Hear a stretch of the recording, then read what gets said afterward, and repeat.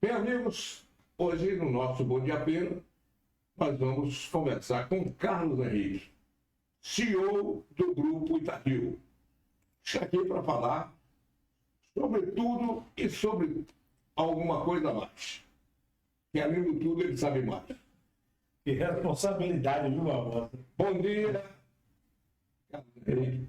Bom dia, meu amigo Barbosa e a todos que estão nos ouvindo. Satisfação daqui para bater esse papo com vocês. Espero atender as suas expectativas dos nossos ouvintes aí.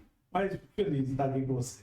O ouvinte de carro, o ouvinte gosta de falar. O ouvinte gosta de futebol, de automobilismo e gosta de festa, né? E política. São as coisas que incendeiam o brasileiro. Política, futebol, festa e automóvel. Quem não gosta de carro, não é? Todo mundo gosta de carro. Quem não gosta de rodar, até em duas rodas. Inclusive, como você falou que aqui é papo mesmo, tem pesquisas que já mostraram, até a última década, quando a pessoa entrava na idade profissional, na idade adulta, começava a ter uma autonomia financeira, o primeiro sonho dessa pessoa era um imóvel, uma casa para morar. Já tem uns 8 anos que quando as pessoas ingressam na vida financeira, o primeiro projeto, o primeiro grande sonho dela de materialização chama-se carro. As pessoas mudaram, né? Então as pessoas querem ter um carro. E aí vai desde a necessidade, com dificuldade da locomoção, às vezes o serviço público de transporte, o transporte coletivo urbano, às vezes pode não funcionar bem, aí a pessoa passa a ter aquele desejo, e o aspiracional da emoção. Então acho que carro mexe muito com muitas pessoas nesse segmento, porque ele vai na razão e na emoção. Você tem um lado da razão, que é você precisar de um automóvel para se transportar, para fazer as suas atividades, ou desenvolver seu trabalho, assim como também tem um lado da emoção, né? Você trocar de um carro, dar um upgrade no carro, pegar um carro melhor, ou aquele carro que te enche os olhos, e aí para isso, hoje o mercado está bem servido, graças a Deus. O mercado mudou muito agora depois dos elétricos. Como é a sua visão? O carro elétrico no Brasil? Barbosa, esse mercado mudou muito nos últimos 2 anos. A gente sente muito assim, eu gosto muito de tentar contextualizar, né? Então você vai ter aí assim, de 2020, no pós-pandemia, nós já passamos a notar uma grande mudança comportamental no consumidor. E isso foi um fato. Em 2020, na pandemia, as pessoas acham que começam a repensar um pouco mais a vida. A parte do digital ficou muito forte, então todos os veículos passaram a investir muita parte de tecnologia nessa parte do carro, de ter conectividade, o carro que fala com você, o carro que te ajuda. Então hoje tem muita gente que mora em feira e para sair de casa apenas Getúlio Vargas, às vezes só vai se ligar ao Waze, porque o carro acostumou ele àquilo e é de uma maneira mais fácil. Então a conectividade veio, foi a primeira grande virada, e nos últimos 2 anos a gente começou a ter o ingresso dos carros elétricos e eletrificados no mercado. Eu gosto sempre, Barbosa, como aqui você disse que tem um tempo mais, eu gosto sempre de deixar bem claro. Existem os carros elétricos, movidos a eletricidade 100%, é o carro que ele só tem um único meio de girar, está com a bateria carregada. Aquele carro você tem que botar na sua tomada, no wallbox, para em algum lugar para carregar. Aquele carro só tem a parte elétrica, é o carro elétrico. Você vai ter o carro a combustão, que é o carro mais comum que nós temos hoje no mercado brasileiro, que é movido a diesel, movido a gasolina, o A-Flex. Esse carro é o carro a combustão. E nós temos também os carros híbridos, que é o carro que é movido a combustão e eletricidade.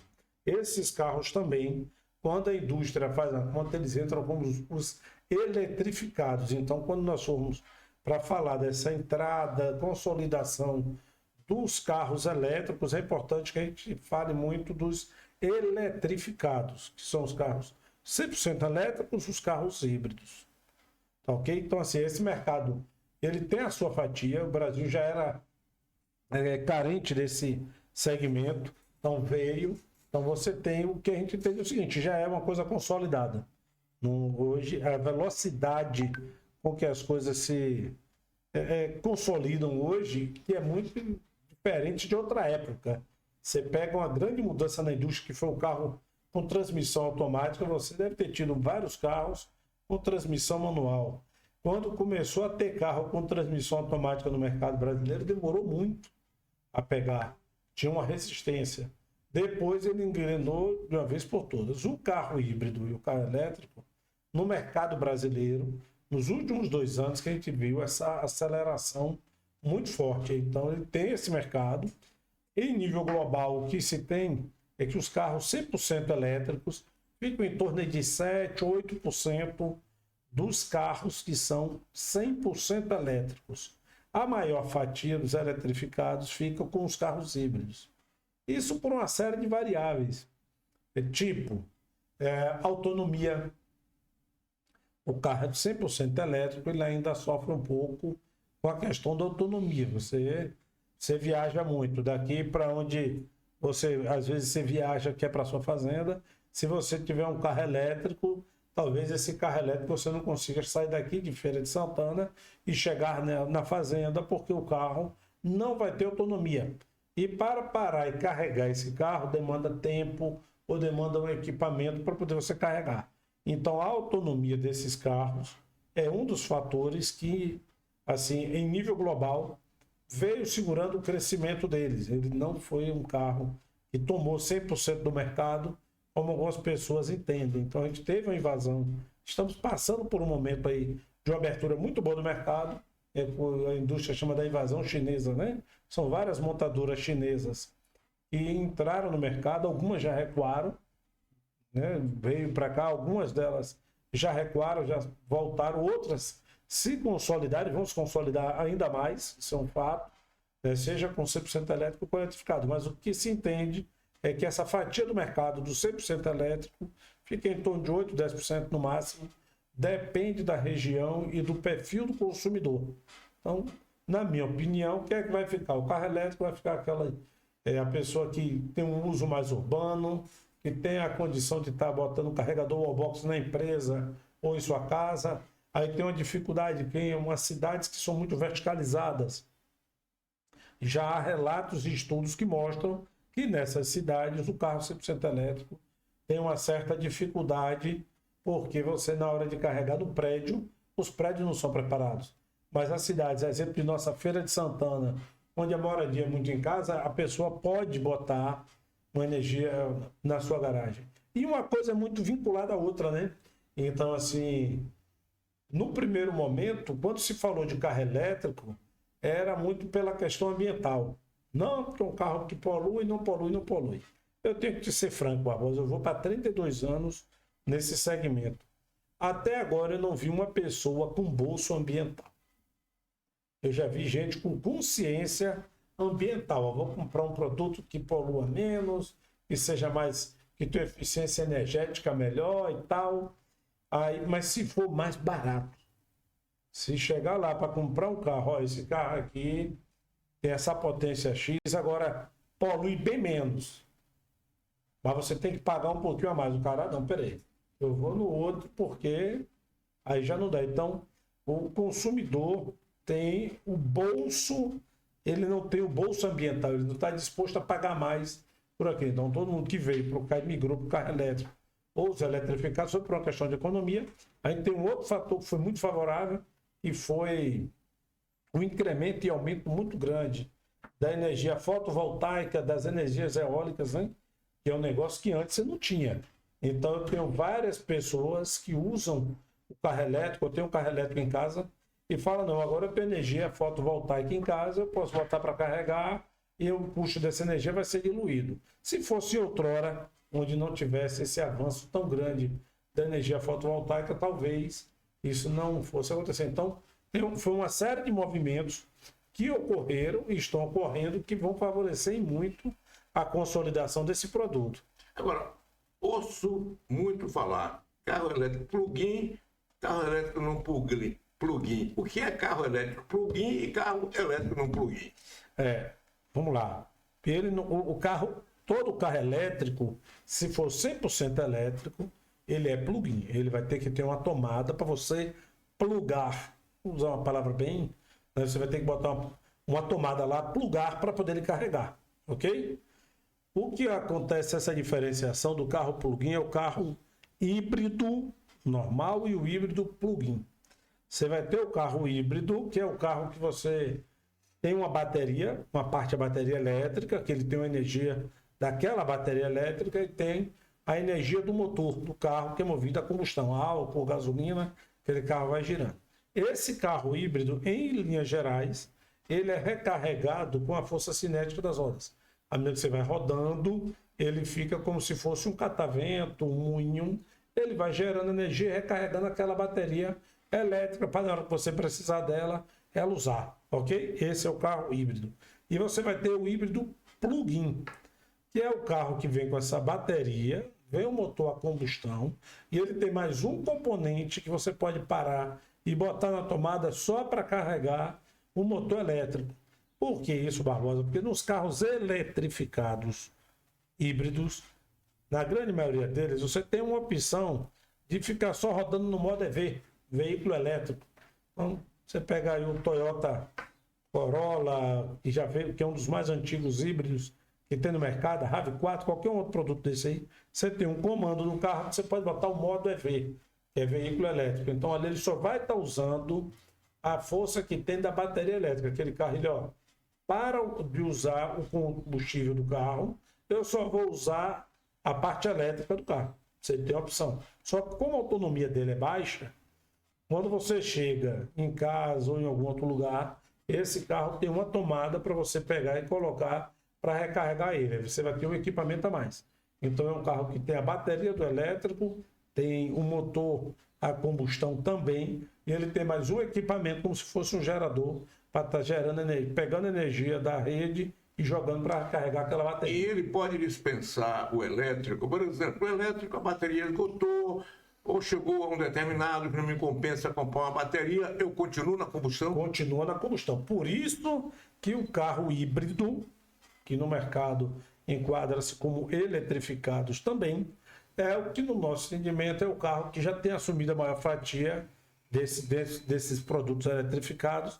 E para o mercado brasileiro, assim como para alguns outros países que têm a mesma característica do nosso, é o carro que está ficando. Se chegar no mercado elétrico, você vai ter, no mercado americano, você vai ter alguns carros 100% elétricos.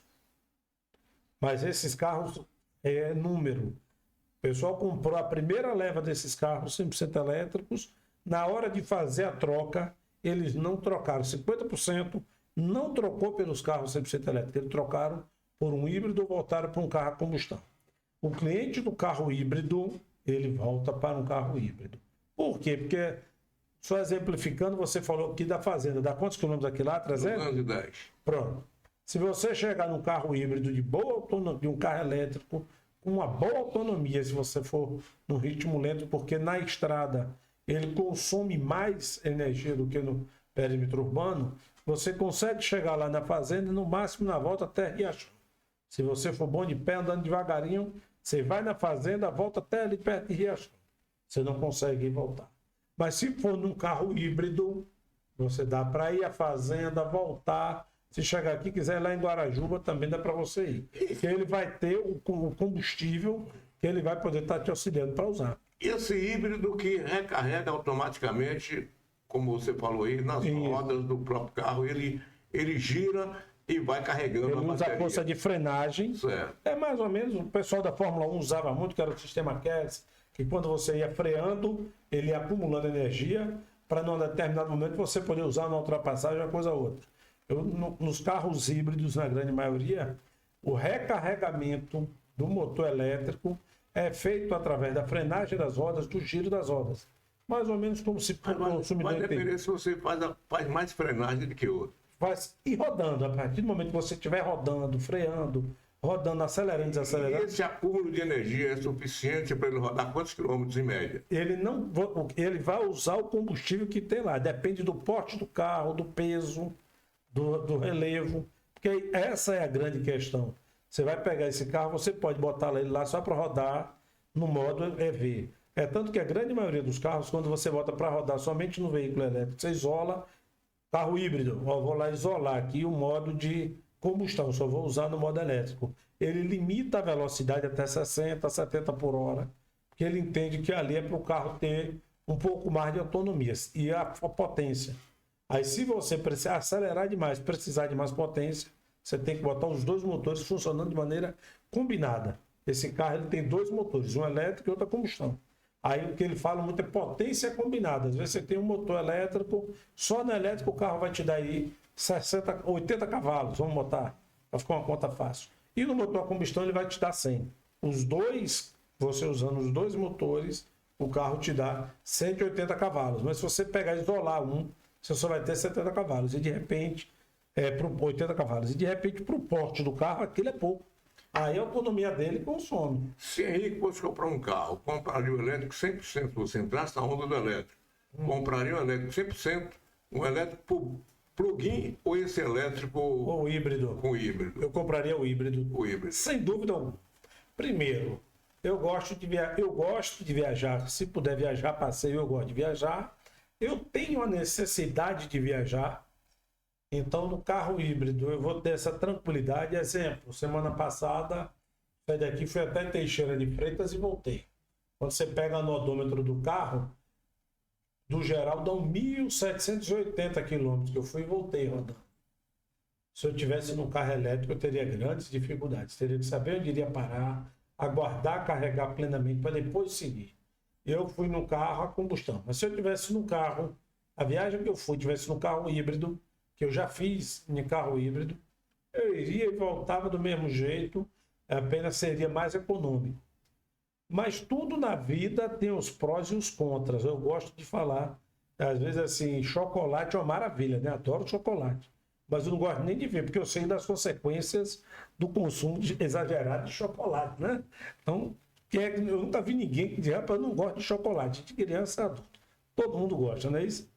Mas o chocolate não faz bem, isso é em excesso, muito não faz bem à saúde. Então, carro híbrido e o híbrido plug-in, qual é o lado que o pessoal hoje negativo, o aspecto negativo que você enxerga? É porque você tem dois componentes para dar manutenção.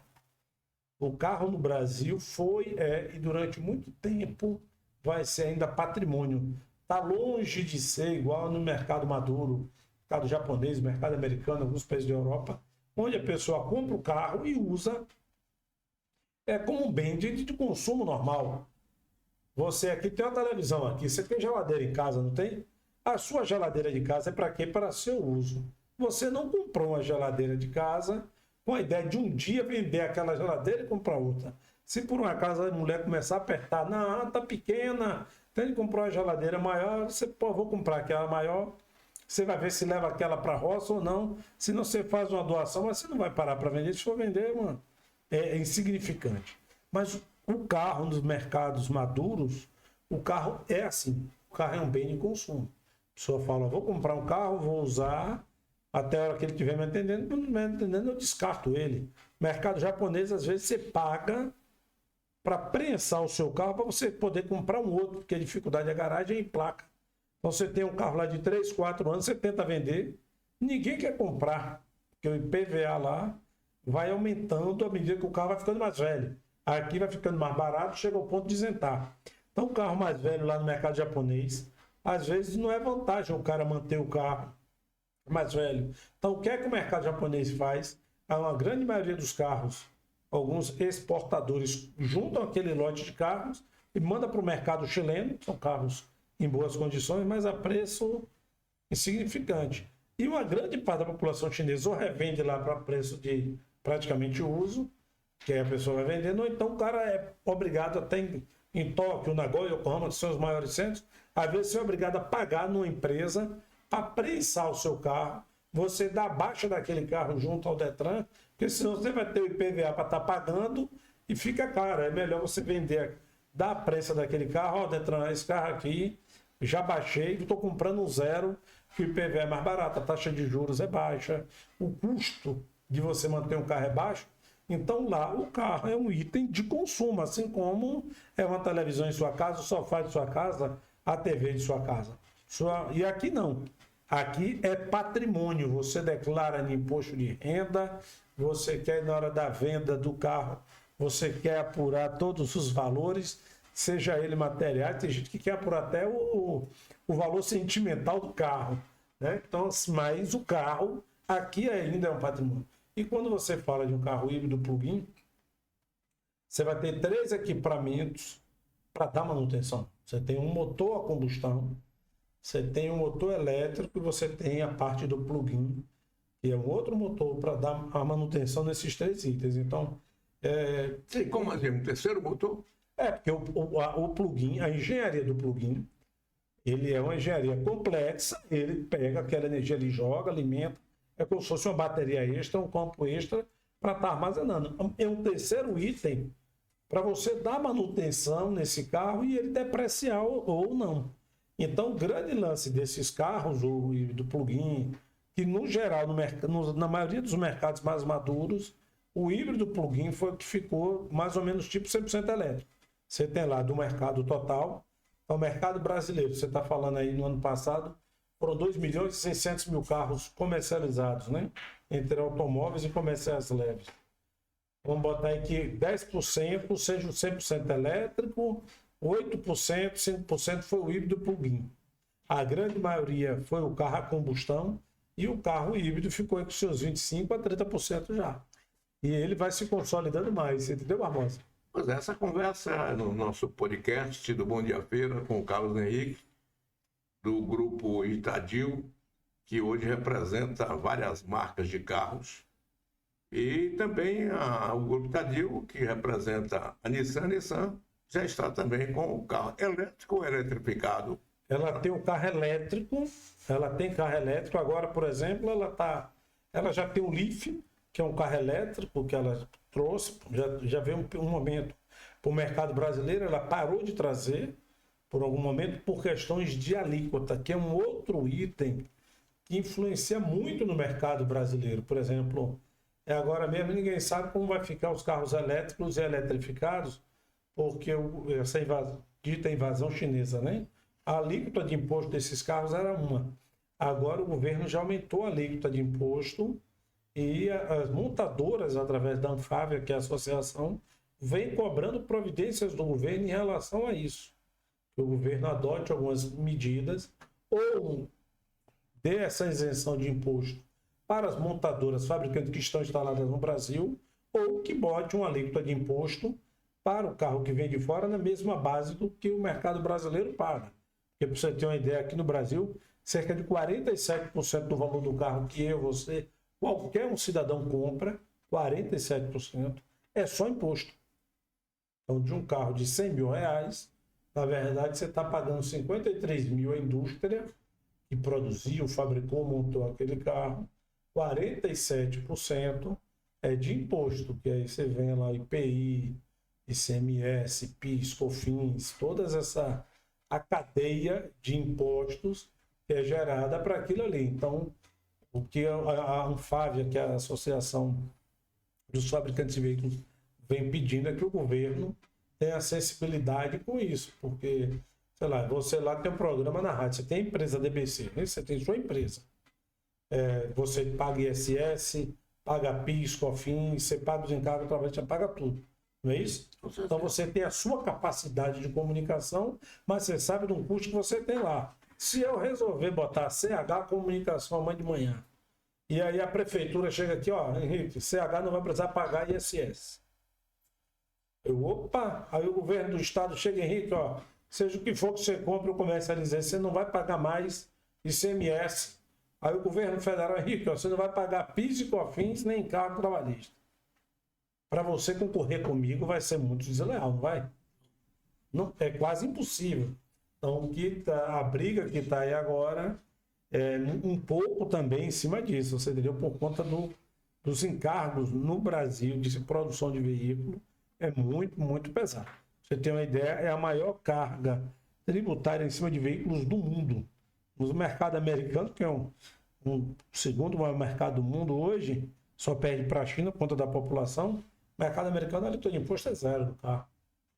Carlos Henrique, nesse podcast do nosso Bom Dia Feira, Henrique, Você está hoje num grupo que tem várias marcas, né? Isso. A Nissan, a Peugeot, a Citroën e a Toyota. Toyota, isso. Né?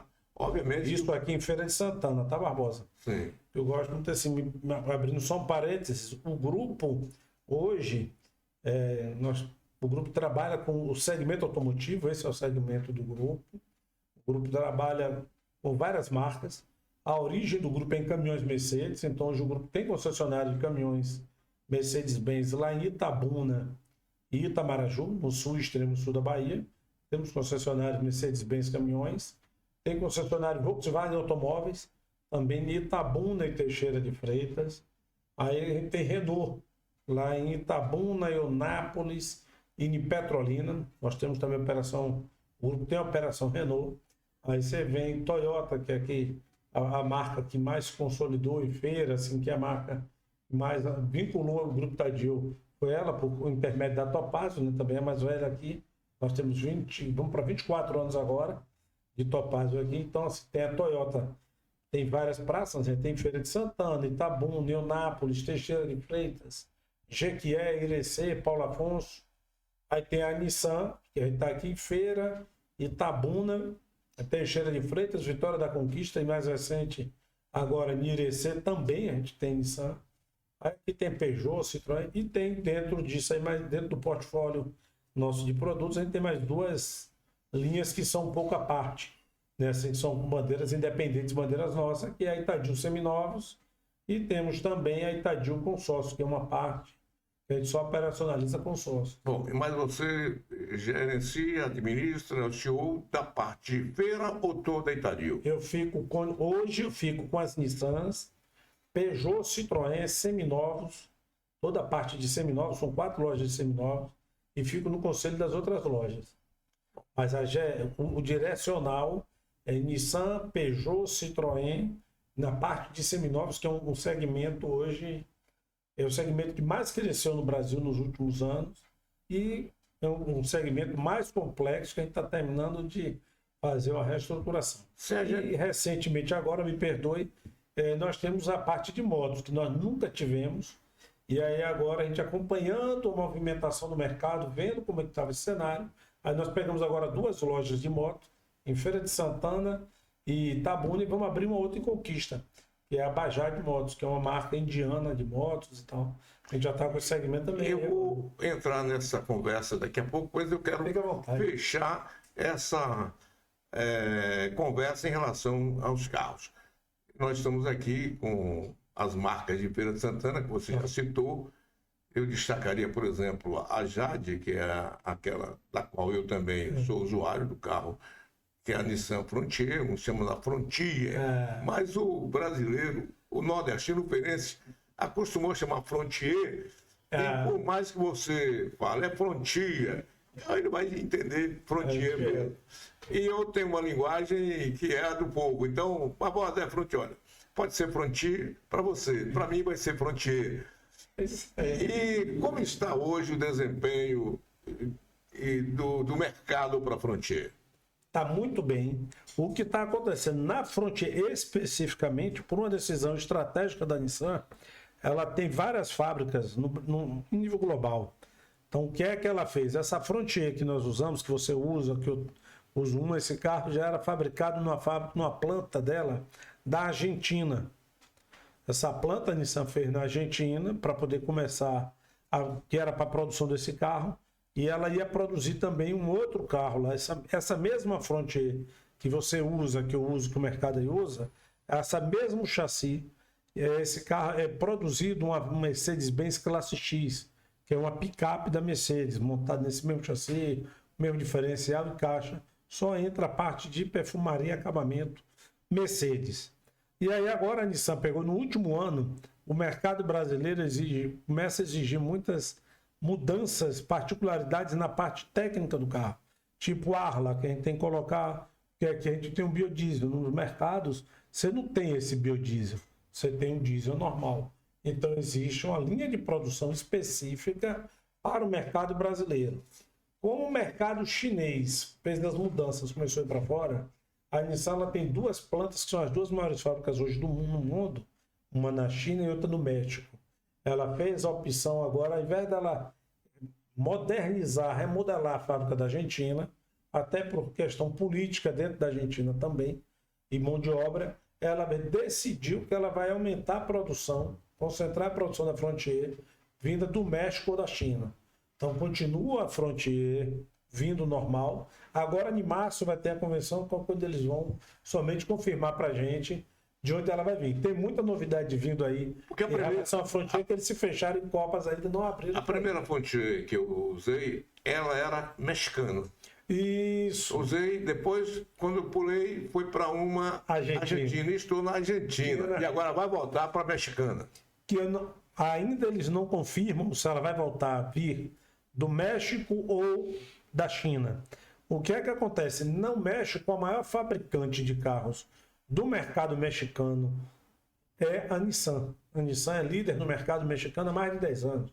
A Frontier lá em vários países da América do Norte é líder absoluta. E ela tem uma capacidade produtiva muito grande também dentro da China. Então, estava em uma decisão estratégica global para ver de onde ela viria. Ela vai vir da China ou vai vir do México? Porque isso aí é você tem uma linha de montagem. Na verdade, é uma marca japonesa. É uma marca japonesa. Que vai ser fabricada na China. Ou ela já é fabricada na China. É fabricada na China. Já existe. Você já vende muito carro Nissan lá. Na China e no México. E nos Estados Unidos também. Mas aí ela vai decidir por conta da capacidade fabril. Que isso é um fator que é importante hoje. E todas as fábricas querem tentar otimizar a sua capacidade fabril. Então, para você ter uma noção, Barbosa, qual é que é a briga da Anfávia, que é a Associação dos Fabricantes de Veículos? No Brasil, existe uma capacidade produtiva, eles dizem, em algo em torno de 5 milhões e 500 mil carros. As fábricas que estão instaladas no Brasil têm capacidade de fabricar 5 milhões e 500 mil carros. Mas o mercado brasileiro, no último ano, consumiu 2 milhões e 600 mil. Então, existe uma capacidade obsoleta. É que nem você pegar aqui, você está aqui, a gente está no estúdio aqui, esse estúdio tem quantos metros quadrados? 20, 30 metros quadrados. Esse estúdio está atendendo a necessidade? Tá. O custo desse estúdio é um X. Se você tiver esse estúdio aqui de 500 metros quadrados só para fazer esse mesmo podcast, o custo seu aumenta muito, mas não torna viável. Então, o que as fábricas estão brigando agora é para poder aumentar a sua capacidade produtiva dentro do limite de cada planta. A Nissan está passando por essa estratégia agora em relação à Frontier. Assim como ela pegou na fábrica do Brasil, que é em Resende, ela concentrou a produção do Kicks e agora do Kite. Por exemplo, esse Kite que você está vendo no mercado brasileiro, que está em falta em algumas lojas nossas, porque ela começou a produção e ela está atendendo todo o mercado da América do Sul. É toda abastecida para partir de Resende, no Rio de Janeiro. Então a fábrica ela tem uma capacidade produtiva, ela está produzindo o que vai atender o mercado nacional e o que vai atender o mercado externo. Só que são duas plantas, porque não adianta eu querer mandar carro híbrido, carro flex, por exemplo, para o Uruguai ou para a Argentina, porque lá não vai ter o álcool. Aí ela tem uma linha de produção para o carro flex e uma outra linha de produção para o carro gasolina, que é para atender uma gasolina que não tem a concentração de álcool, que nem tem em outros mercados. A mesma coisa a Nissan está preparando a linha de produção, porque para o México não precisa um carro com ar lá, para o México não precisa um carro adaptado ao biodiesel, porque a gente tem o biodiesel, para o México não precisa de um carro que tenha uma sensibilidade de combustível muito mais forte, porque infelizmente, quantas vezes aqui você já noticiou de fraudes e adulteração de combustível? Então esses motores eles têm que estar preparados para o tipo de combustível, temperatura, que a gente chama de aclimatação.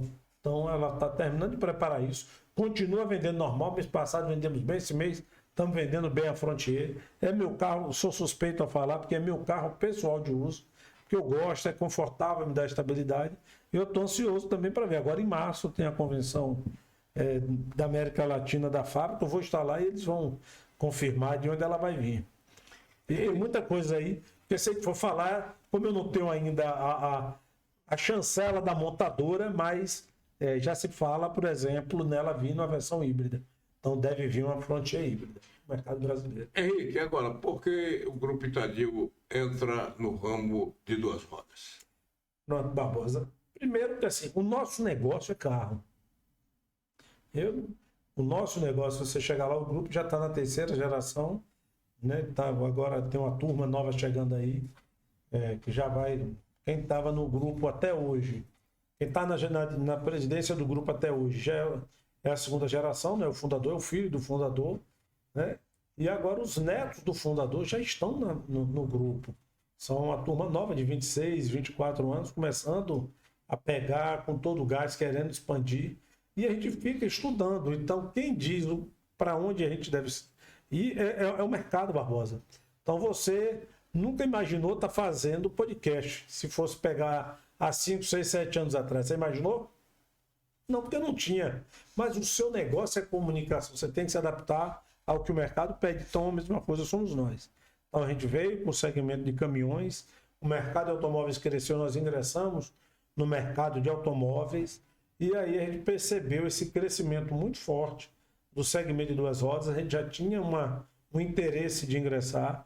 E tem uma série de particularidades. Por exemplo, no ano passado, se você pegar, foi o primeiro ano que a venda de motos ultrapassou a venda de automóveis no mercado brasileiro. E é um caminho sem volta. Então, a moto é um produto hoje que a pessoa usa para o trabalho. Então, você tem aí várias empresas que fazem locação de moto, o delivery é através de moto, várias pessoas que ganham a sua vida em cima das duas rodas. Mas você tem também muita gente que usa a moto para o lazer, para o passeio, para ir para o trabalho, como meio de locomoção, porque o transporte público, todos nós sabemos, ainda é deficitário. Aí quando você vai nas cidades menores, você não tem um transporte público urbano eficiente, ou às vezes nem tem. Você vai chegar, por exemplo, nós temos lojas do grupo em Jequié e Paulo Afonso. Paulo Afonso, se você quiser pegar o transporte coletivo urbano, você não vai achar. Você tem uns tuk-tuk lá que faz a linha, quase não tem táxi, mas o cara... É impressionante o tanto de tuk-tuk. Você já foi em Paulo Afonso, não?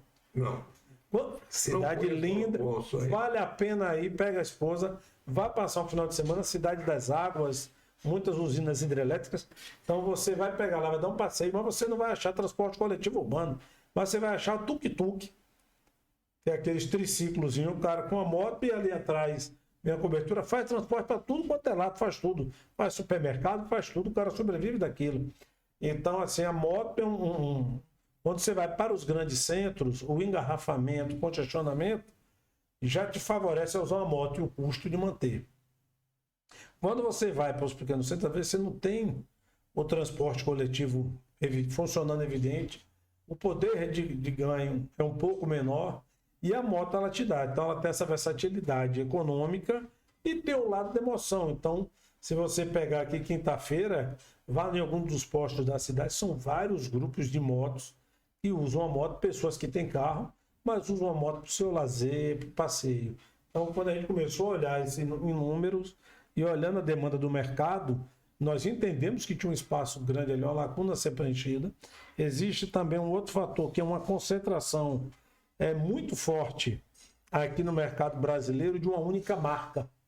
Praticamente era 80 e tantos % de todas as motos comercializadas no Brasil, chegou a 90% era de uma única marca.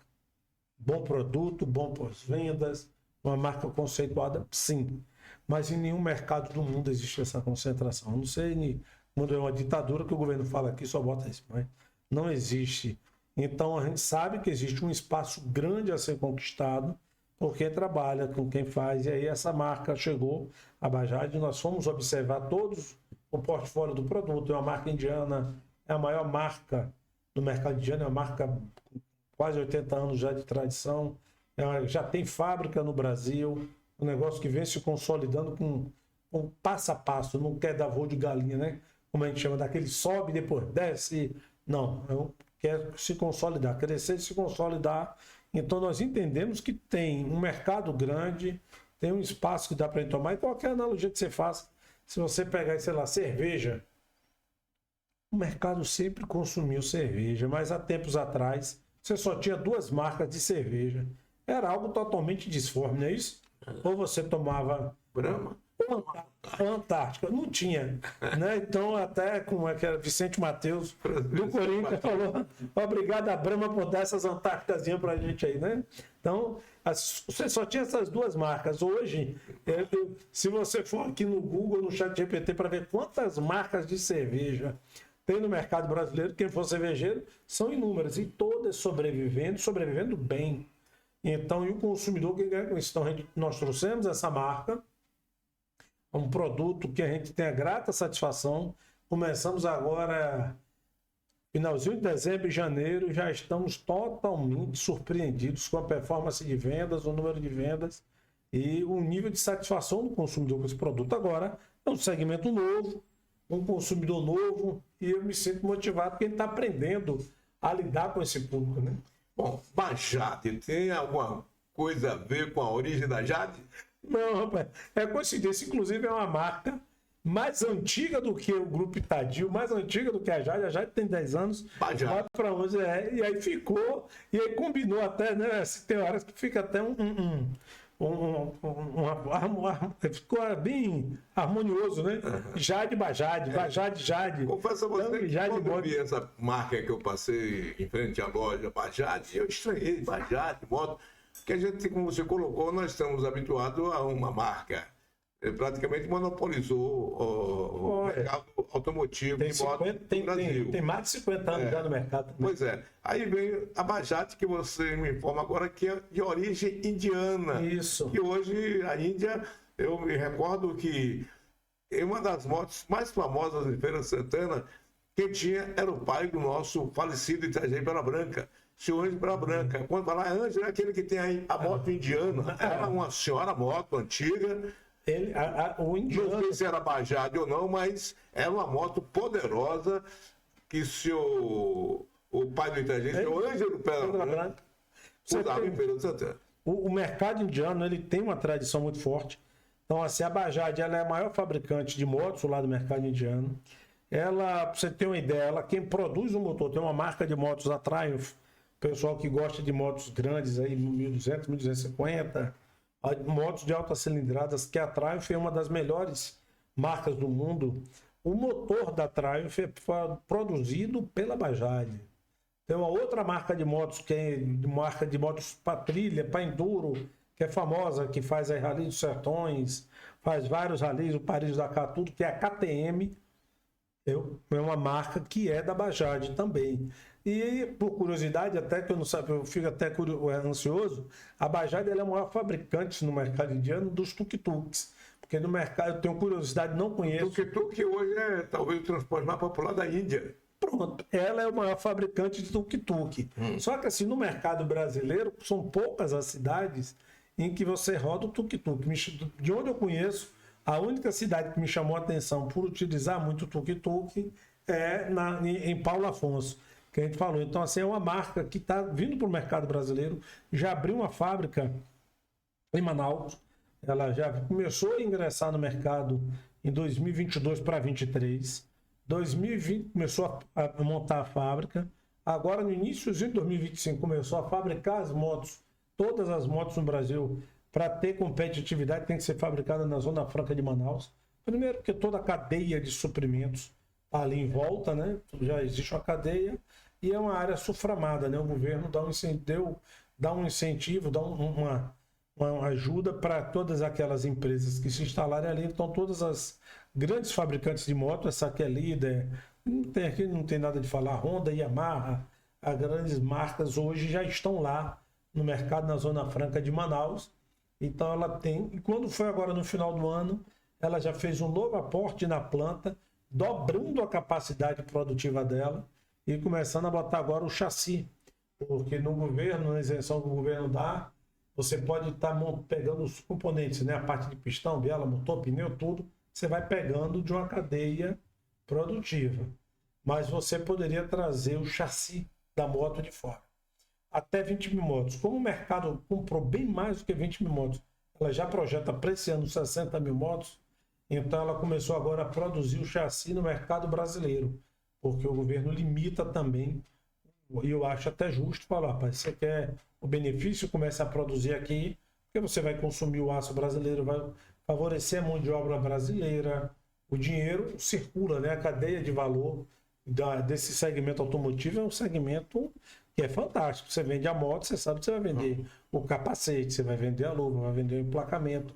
Então tem toda uma cadeia, tanto na moto quanto no carro, que sobrevive em função da. Agora eu te pergunto, quantas cilindradas, até quanto? É baixa cilindrada, média cilindrada, alta cilindrada? Pronto, ela tem de 150 a 400 cilindradas. No primeiro momento ela está com 150 até 400 cilindradas. Hoje você teria 400 cilindradas no mercado? Tem a pronta entrega dominável. Não é similar de uma 400 cilindrada, porque eu vejo muito as motos aí rodando 150, 170 cilindradas. Ela tem uma 150, uma 160, tem 200, as mais rodadas aqui ou vendidas são talvez as motos de 150 a 160. 150 a 160. Aí é que está um outro grande lance que a Bajaj ela tem. Ela tem um custo-benefício totalmente diferenciado e um respeito ao consumidor fantástico. Então, um exemplo, o preço dela é o que está lá no site. Ela não aceita que você cobre sobre preço, que você cobre a mais. Tem que ser aquele preço que é para o mercado. E ela se predispõe a entregar o melhor custo-benefício por cilindrada. Então, elas são as motos no estilo Snake, né? Aquela mais baixa, não é a Trail, mas você tem ela de 150, 160, 200, 250 e 400 cilindradas. Na de 400 cilindradas você tem duas versões. Você tem uma com um apelo um pouco mais esportivo e tem uma outra que é um pouco mais alto, que vem com uma bolha, com aquele vidrozinho de bolha na frente, tudo. Mas todas elas, painel digital, comunicação, sistema de freio ABS, toda a parte de digitalização, de conectividade, e já tudo conectado, um grafismo muito bonito. Então a gente tem assim, já tinha vendidos aqui, já tem moto aí com mais de um ano rodando, e moto o pessoal roda muito, né?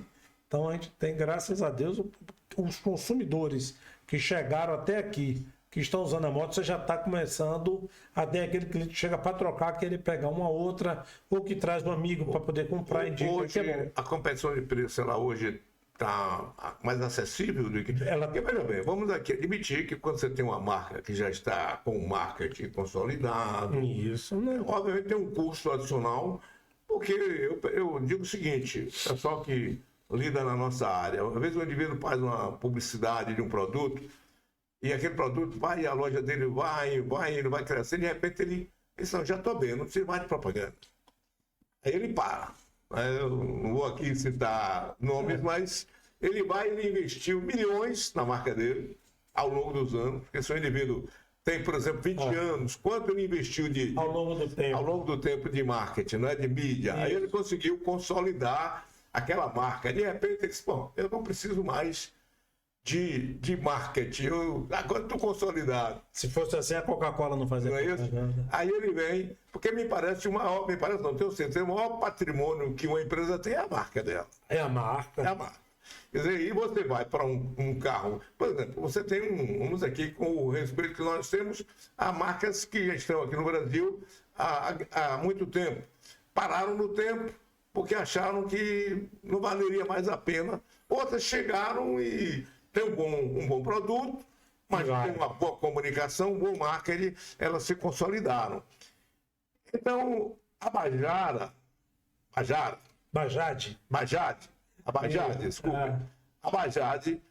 e já é um nome na Índia, e precisa fazer o seu nome aqui. Precisa fazer o nome aqui. E no segmento automotivo, Dilson, seja de 2 ou 4 rodas ou de caminhões, você, para fazer o nome, você tem que ter um bom trabalho de marketing, tem que ter, mas você tem que ter produto e tem que ter uma coisa muito forte, pós-vendas. Você tem que ter um pós-vendas. Se você não tiver um bom pós-vendas, nenhum produto se consolida. Você vai fazer a propaganda que for, mas se você não tiver um pós-vendas bom, ele vai desfazer toda a parte de mídia que foi feita. Nós já pegamos alguns exemplos de algumas marcas aí entrantes que entraram no mercado brasileiro, investiram fábulas em propaganda, mas quando o carro começou a rodar, começou a ter o carro chegava na oficina, ou para fazer uma revisão, ou por conta de alguma inconveniência técnica, não tinha o suporte. Aí o que é que acontece? Você vende o primeiro, mas não vende o segundo. A propaganda, que o que eu acho que vai mudar, é a forma como você vai divulgar o seu produto. Então, sei lá, Bajaj, nós não temos como dizer que no momento a gente tem que falar muito do produto, explicar qual é o produto, chamar o cliente para drive, porque o cliente não conhece. Eu, até o ano passado, eu não sabia da marca. Eu tenho que confessar, eu não tinha um olhar profundo para o segmento automotivo, mas só que isso depende muito do próprio cenário que o mercado vai dar. Se nós pegarmos, sei lá, 2 anos e meio ou 3, se alguém falasse aqui de um carro BYD, ninguém sabia. Hoje o mercado todo mundo sabe. Agora, o quanto ela vai crescer e se consolidar, vai depender muito do trabalho do pós-vendas, das vendas no dia a dia, porque aí é aquele cliente que fica satisfeito e vai comprando, vai propagandeando junto com a mídia.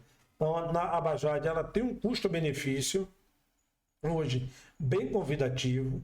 Não vou dizer que é a moto mais barata, porque se você disser que vai fazer um produto muito barato, você também não vai entregar qualidade, mas ela se predispõe a fazer um valor bem honesto.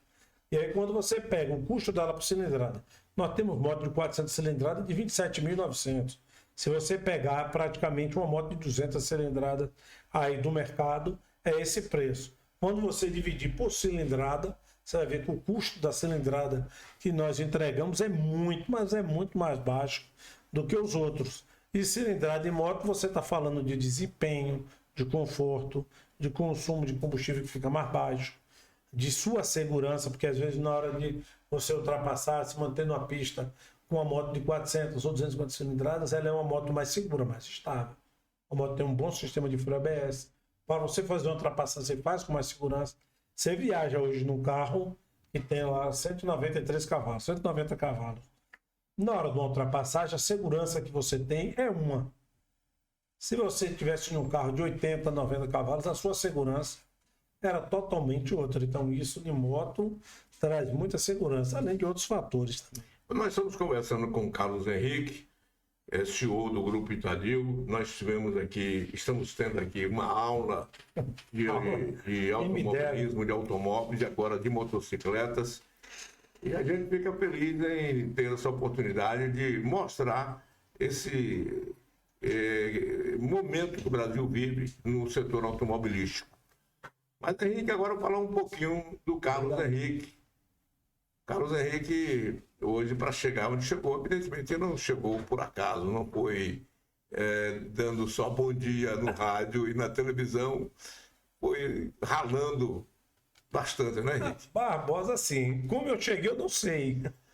Mas, assim, eu acho que nos sonhos mais dourados, nos meus sonhos mais dourados, eu pensava em ser um motorista de caminhão, assim como, com muito orgulho, meu pai, meus irmãos, primos, você pegar em 90% de minha família é envolvido com segmento de caminhão, que é um ramo que eu adoro. Então, todo mundo da minha família, essa coisa, eu acho que assim, porque eu costumo dizer muito assim, hoje o horizonte vai abrindo, né? A gente vai criando a expectativa, algo meio digital, tudo hoje pode nos abrir um outro horizonte.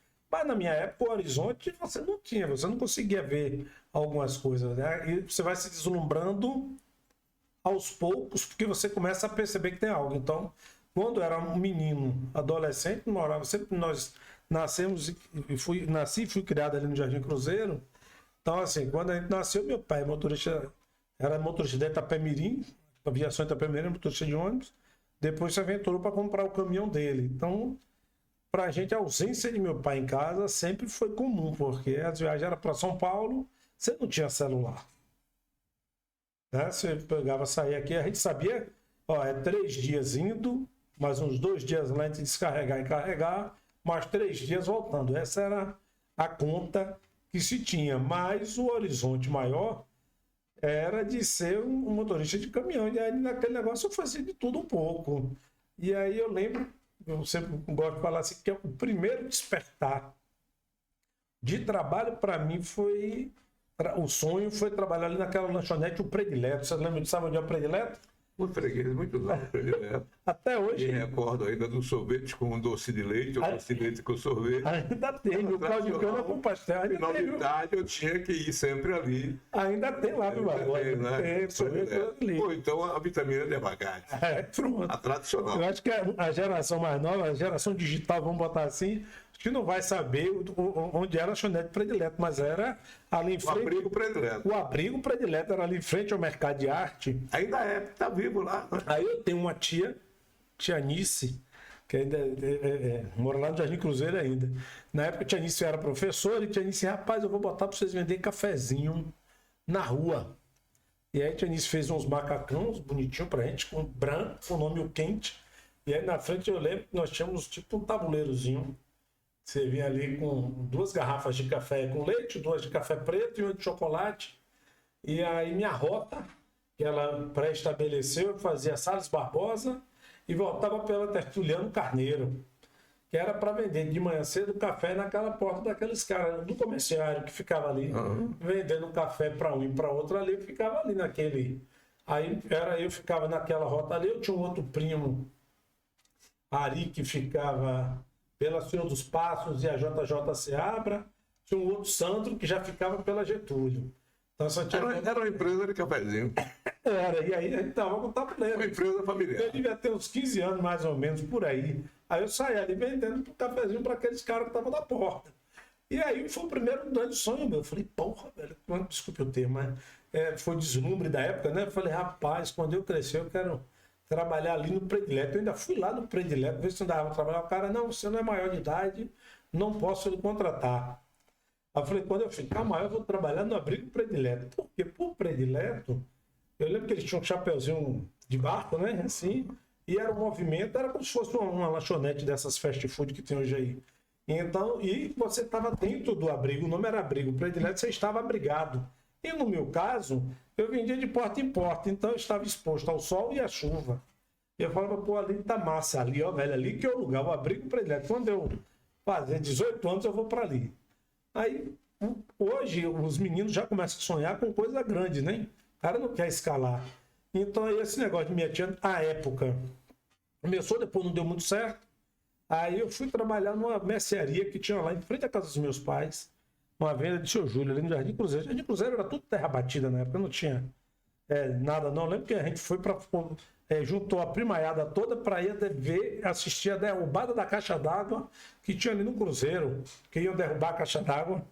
E aí isolaram tudo, a gente lá para acompanhar aquilo. Já era tudo terra de... Caixa d'água do Cruzeiro. Que a caixa d'água do Cruzeiro, O interessante é que eu tinha uma prima irmã que morava em frente à caixa d'água do Cruzeiro. Nós fomos ali assistir, quando foi cortar aquela caixa, derrubar. E aí eu tinha um projetor de cinema de Super 8, que eu chegava na casa dela e passava na caixa d'água o filme. Você sabe que a proporção que você bota mais distante o projetor, a tela cresce. Então as pessoas estavam no centro da cidade e viam aquela tela, aquele filme mudo passando na caixa d'água. Era eu na casa da minha prima irmã, assistindo, passando, fazendo da caixa d'água ali como tela. Era algo assim surreal. E tinha a caixa d'água da Castro Alves, cruzamento Castro Alves com Cristóvão Barreto, porque eu morava quase em frente. E ali era a área onde eu, nos meus 10, 12, 15 anos, eu vivia realmente naquela área por ali. Aí eu fui trabalhar nessa venda de um senhor chamado seu Júlio. E aí, até hoje ele mora lá no Jardim Cruzeiro, em frente à casa dos meus pais, na Rua Nazaré. Mas no Predileto, você chegou a trabalhar? Não, rapaz, não. Seu sonho não se realizou no Predileto. Eu tomei sorvete com doce de leite lá. Mas o sonho que você queria era trabalhar no Predileto. Porque eu achava que aquilo ali era o máximo. Eu já estava. Aí eu fui trabalhar na venda de seu Júlio.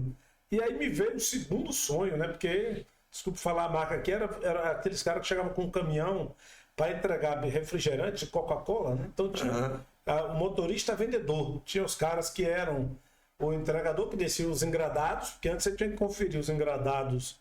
Hoje é tudo em pack descartável. Mas antes o cara trazia aquela grade com os refrigerantes, conferia se os cascos que estavam sendo levados estavam com a boca toda normal, estava tudo certo, se era da marca mesmo, para poder voltar para o caminhão. E tinha um motorista vendedor que descia, tinha um blocozinho. Seu Júlio, você vai querer o quê? Hoje aí vocês faziam o pedido, anotavam o pedido e era o motorista. Aí o sonho já começou a crescer um pouco mais. Falei, pô, rapaz, dá para me ser. Quando eu crescer, eu já sei dirigir caminhão, porque eu aprendi a dirigir caminhão. Acho que com uns 13, 14 anos, eu aprendi a dirigir na vida já em caminhão. E aí eu falei, rapaz, eu vou ser motorista vendedor da Coca-Cola, aí vai dar certo. Esse é um emprego bom, esse é um lugar bom para trabalhar, você entendeu? Eu ficava ali na venda do seu Júlio e estudava num turno, no outro, e aí, mas a gente, sim, fome nós nunca passamos, agora é uma dificuldade muito grande a família. Mas você pode trabalhar também com uma figura que eu tenho um respeito muito grande, Alex Jaboski. Foi. Alex Jaboski é um grande amigo que eu tenho, sempre que nos encontramos, raramente nós nos encontramos, mas eu encontro com ele na missa lá nos Capuchinhos, Sim. que ele frequenta, mas eu digo a você, uma das grandes reservas morais da feira é um polonês ou descendente de polonês. Descendente de polonês. Chegou em Feira de Santana há muito tempo, foi um grande colaborador do Fluminense de Feira de Santana. Abriu Foi muitas realmente portas. uma pessoa do bem, Alex Jaboski, que estiver nos ouvindo e alguém possa transmitir essa mensagem para ele, que há muito tempo que eu não vejo meu querido amigo Alex Jaboski. Eu vou ligar uma hora para ele marcar. Ele mora em Feira, mora aqui ainda em Feira, o filho, Horácio. Então, assim, seu Alex até chegar aí foi grande, porque eu fui pro Exército em 91. Eu não queria ir pro Exército. Falei, rapaz. E aí eu fui pro Exército em 91. Depois que eu saí do Exército, eu fui trabalhar no SESI com a doutora Beatriz Lisboa, esposa do Celso Lisboa, minha Pereira. querida amiga Beatriz, colega, esposa do meu querido Celso Pereira. Celso Pereira. Mas Alex eu conheci antes de você, que eu conheci Alex em Conheci em 1972. Conheci Alex em 72. Quando Quando eu nasci? Quando o Fluminense estava numa crise acabando, chegou Alex Jaboski. Eu nasci em 72. Pois é, 72. O ano que eu nasci. 72, foi aí que eu conheci Alex Jaboski. Eu saí do Exército, aí no Exército eu conheci um grande amigo meu, até hoje é meu amigo, Marcos. E aí, no Exército nós nos conhecemos, fizemos amizade. Marcos já trabalhava na Cobrasa. Foi pro Exército, era tipo jovem aprendiz à época, né? Não tinha um outro nome. E aí foi pro Exército e na volta continuou na Cobrasa. Eu fui trabalhar no SESI com a doutora Beatriz, que era uma paixão minha, era natação, essas coisas. Eu fui trabalhar lá no SESI e na Space com o João Arthur. Que era lá dos Capuchinhos, João Arthur Cerqueira Carvalho. E Alex fez um capitão do Exército, presidente do Fluminense, capitão Leomar Rodrigues. Deixou Feira de Santana, o Leomar. Soube até que o pai dele tinha sido governador do Paraná, aquela coisa, ele voltou. Eu soube que ele se aposentou como general do Exército. É porque vai subindo, né? Não tenho essa certeza que perdemos o contato. Você sabe, aquelas amizades antigas vão. Alguém vai se dispersando. Você É o tempo, cada um vai se envolvendo em suas demandas, a família cresce. Mas foi um grande amigo também que Alex me fez também conhecer, o capitão Leomar, que presidiu o Fluminense de Feira em 1973, quando o Fluminense estava se acabando, chegou Alex Jaboski, Alcione Cedrade, essa turma toda, deu as mãos e não deixou o Fluminense de Já Feira era concessionário Mercedes aqui em Feira, Cobrasa. Exatamente. Porque uma turma grande, ele não vai lembrar da Cobrasa. A Cobrasa era assim, era uma potência aqui, né, na época, com o seu Alex, tinha Feira, tinha Salvador. Pois é. E aí Marcos, quando eles foram abrir aqui a Cobrasa, foi abrir uma loja de pneus Michelin ali na Rota da Casa de Saúde de Santana ali. Tem uma lojazinha ali de pneus. Aí ia precisar de uma pessoa ali, eu desempregado, assim, estava catando emprego, trabalhando, vendendo seguro, tentando fazer alguma coisa freelance. Aí Marco Henrique abriu a loja aqui, vai contratar uma pessoa para a loja. Manda teu currículo aí, que é para o pessoal conversar. E aí eu não me esqueço que eu estava em casa, quando eu cheguei em casa, na época do desemprego, porque hoje a gente está assim, não vou entrar nessa pauta, né? Mas hoje assim, você tem muita oportunidade, tem muita gente que não quer trabalhar, tem gente que quer, tem gente que não quer, e aí é uma pauta complexa. Mas à época, você não tinha muita oportunidade, o desemprego estava grande, e lá em casa, meu pai motorista de caminhão, para sustentar 6 filhos, minha mãe dona de casa, era uma dificuldade enorme. Aí, quando eu cheguei em casa, falaram, rapaz, liga para a Cobrasa, que ligaram aqui, que querem fazer uma entrevista com você.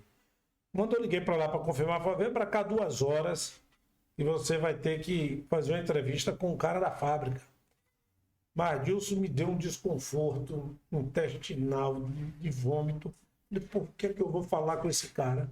Eu, menino, 21 para 22 anos, por que eu vou falar com esse cara de uma fábrica que eu não sei nada?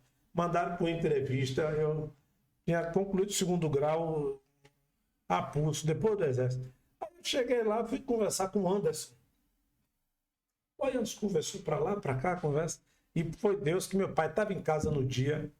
E aí eu falei, pai, o pessoal mandou ele lá para conversar com o cara da fábrica, na fabricante de pneus. O que é que eu vou falar com esse cara? Meu pai, só não minta. Olha a verdade.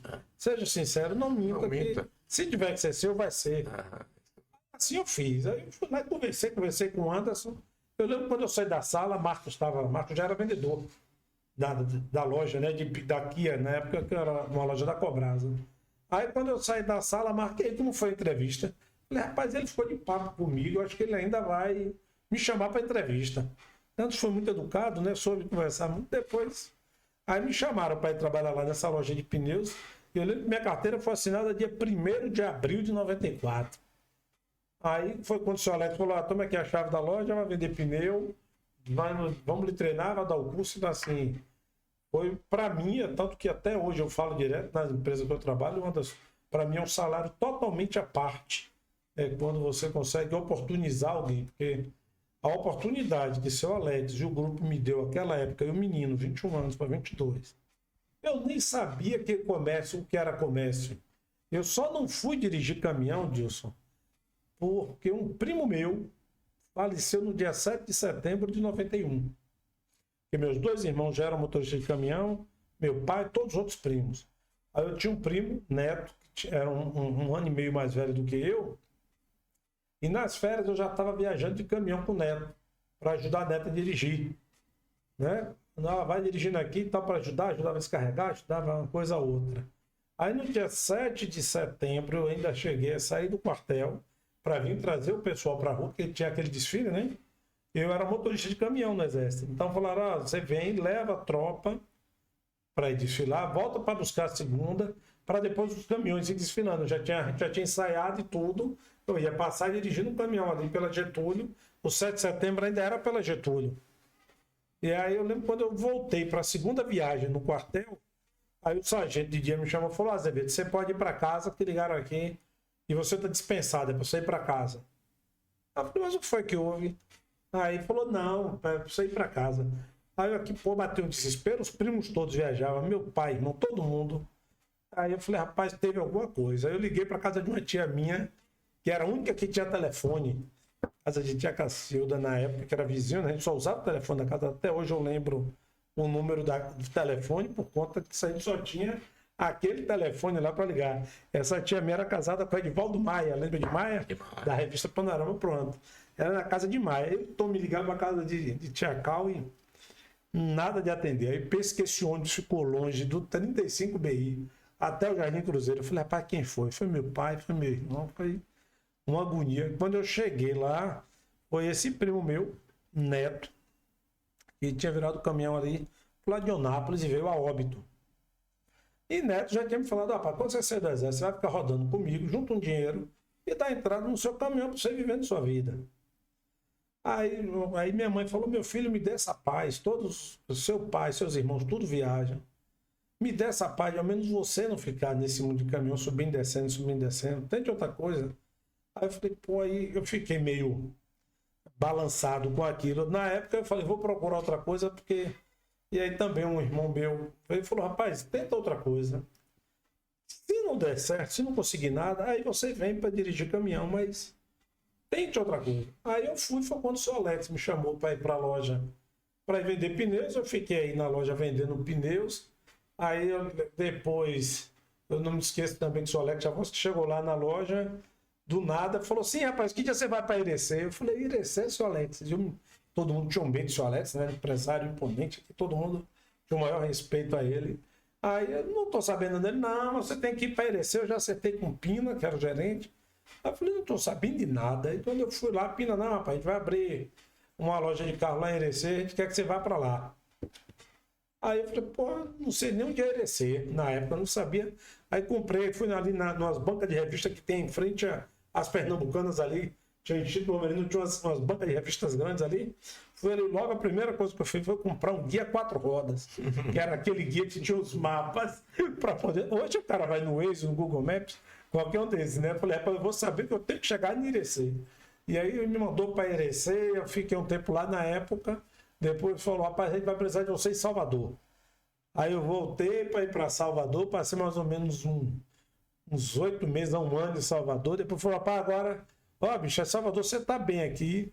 Aí surgiu um negócio para você abrir uma loja lá em Feira e orientar o pessoal. Depois você volta para cá, para Salvador. E eu louco para ficar aqui, que eu passei um ano em Salvador trabalhando praticamente. Eu não fiquei um final de semana em Salvador. Todo final de semana eu vinha para Feira.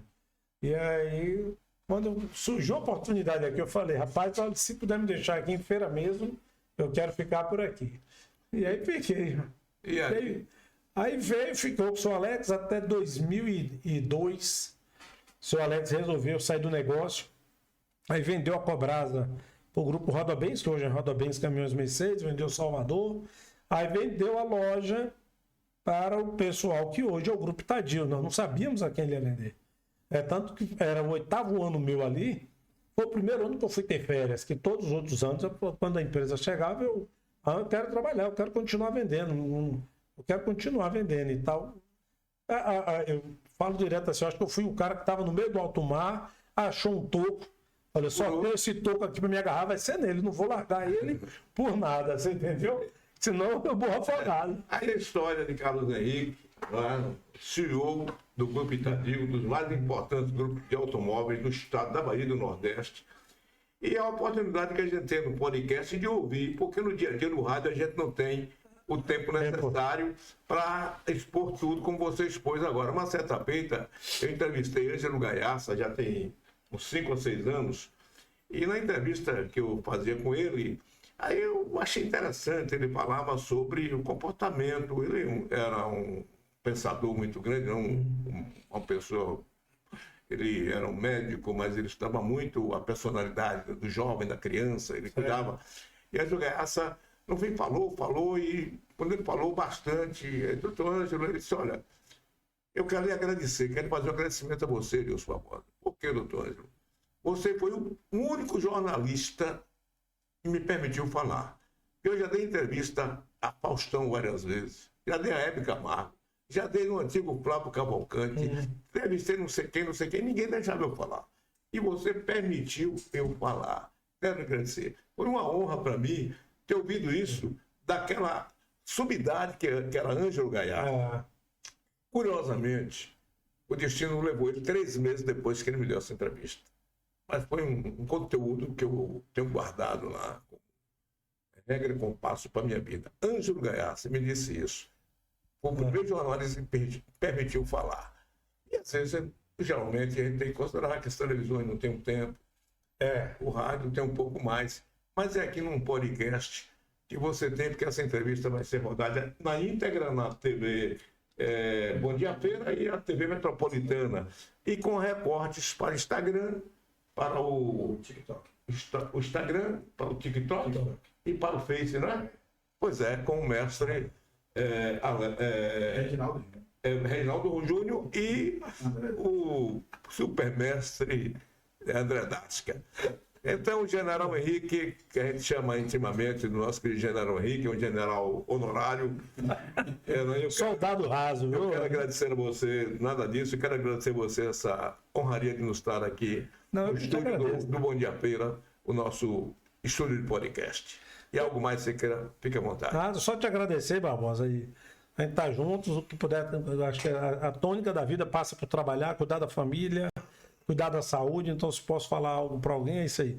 Cuide da sua saúde, cuide da sua família, não perca a humildade, trabalhe, porque sonho está aí para a gente sonhar. Então, quando tiver sonho, eu acho que o maior trampolim para a realização de qualquer sonho é o trabalho. Então, não tenho a maior satisfação de trabalhar na empresa que trabalho, de onde eu cheguei, de onde eu ainda pretendo ir, mas eu gosto demais do trabalho. Eu acho que ele me deu muita coisa, pude sustentar meus filhos, casa, ajudar os pais, mães, todo mundo. Então, através do trabalho, você comentou disso, Alex Javos, através da porta que ele abriu lá, consegui fazer faculdade, depois fiz a minha pós, cursos, consegui viagens para lugares que eu nunca nem sonhava em chegar, consegui chegar. Então, acho que acreditem, trabalhem, acreditem em si mesmo e faça acontecer, somente isso aí. Obrigado, Carlos Henrique.